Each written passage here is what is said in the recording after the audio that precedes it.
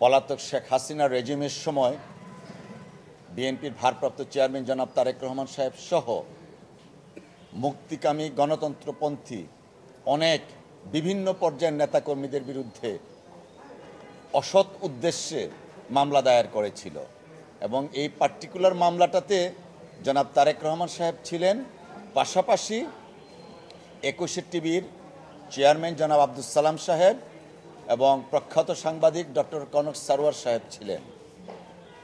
ওনাদের বিরুদ্ধে অভিযোগ ছিল রাষ্ট্রদ্রোহীর অভিযোগ। তৎকালীন সময়ে জনাব তারেক রহমান সাহেব লন্ডনে একটা বক্তব্য দিচ্ছিলেন, সেই বক্তব্যটা লাইভ টেলিকাস্ট করেছিলেন ২১ টিভি।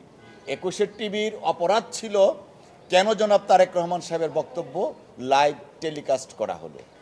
এই অপরাধের কারণে ক্রিমিনাল মামলাও না, ছোটোখাটো রাষ্ট্রদ্রোহী মামলা দায়ের করলেন, যে কারণে আমি যা বললাম প্রথিতযশা সাংবাদিক ডক্টর কনক সারোয়ারকে দেশ থেকে পালিয়ে যেতে কোনো রকম বা দেশ থেকে বাধ্য হয়েছিলেন।